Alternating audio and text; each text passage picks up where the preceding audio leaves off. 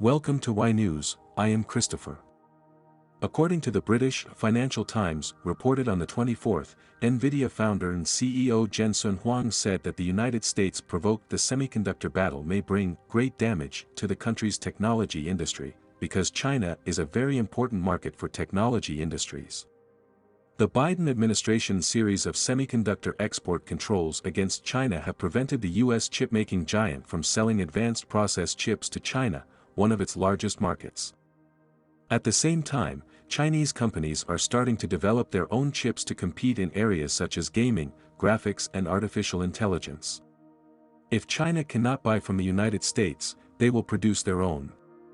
Huang Renxun noted that China accounts for about one-third of the U.S. technology industry's market, and its position as a source of semiconductor components and an end market for its products makes it irreplaceable. He called on U.S. officials to think long and hard when considering additional restrictions on China. Restrictions on semiconductor exports to China would instead make the Biden administration's attempt to use the Chip and Science Act to support the U.S. chip industry a complete failure, because once the Chinese market is lost, the U.S. technology industry will need less capacity. Reports indicate that the United States is trying to achieve its goal of containing China by preventing China from buying or developing advanced process chips.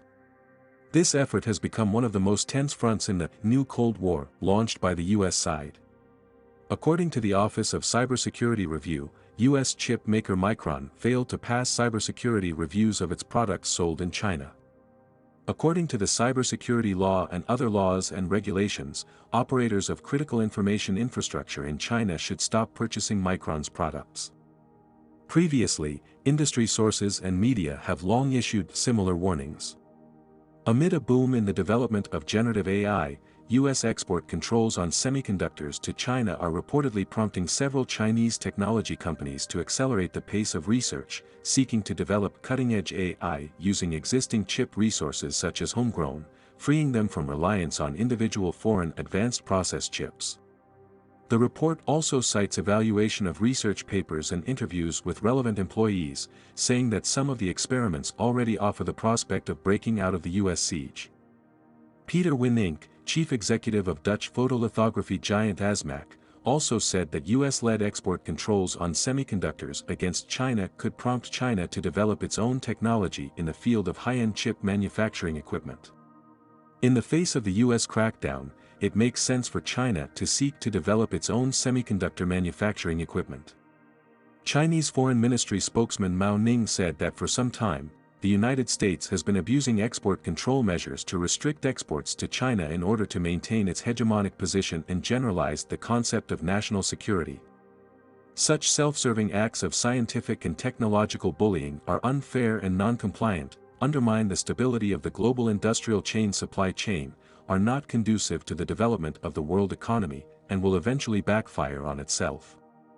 On May 23, the Japanese Ministry of Economy, Trade and Industry, METI, announced amendments to the Foreign Exchange Act to include 23 additional categories of advanced chip manufacturing equipment in the export management control targets, and the above amendments will be implemented on July 23 after a 2-month announcement period. Although the restriction regulations do not target China alone, the actual export to China will become difficult. It is reported that the 23 kinds of equipment subject to the restrictions, including Nikon's production of immersion scanning lithography, extreme ultraviolet EUV-related equipment, 3D NAND-related etching equipment, a variety of CVD deposition, furnace tube, cleaning equipment, related equipment are used in the advanced process below 14 nanometers.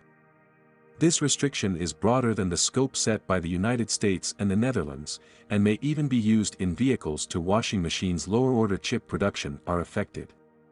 Since Japan has offered trade restrictions on China, China needs to be prepared for a full boycott of Japanese goods.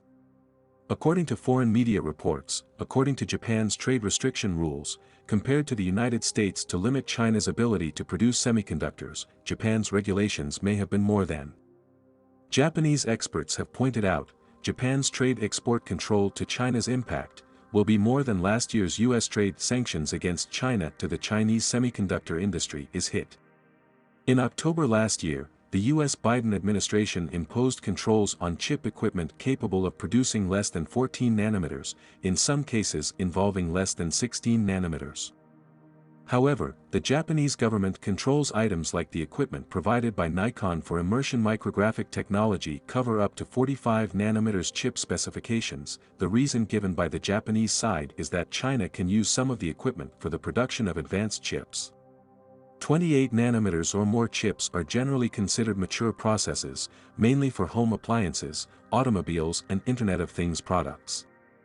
The Japanese government has introduced regulations intended to show China that all supplies to China need to be licensed, and there is essentially zero question as to whether or not they are licensed.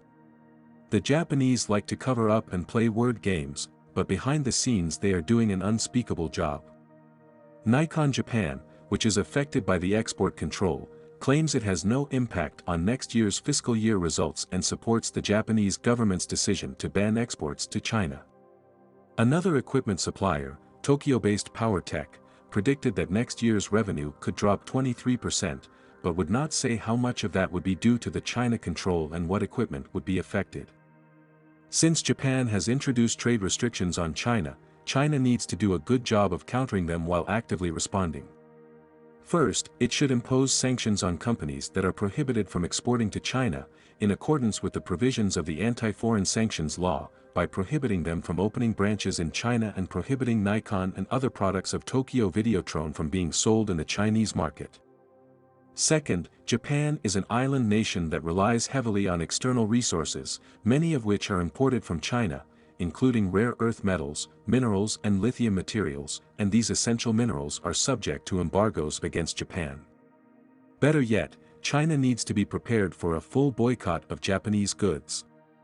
Japan gets a large trade deficit from China every year, and its electronic products, including cameras, video cameras, and daily electronic products have a certain share of the Chinese market, as well as auto parts and complete cars should be restricted from Japanese imports, and Japanese goods should be driven out of the Chinese market in order to hurt Japanese politicians and make them really learn a lesson.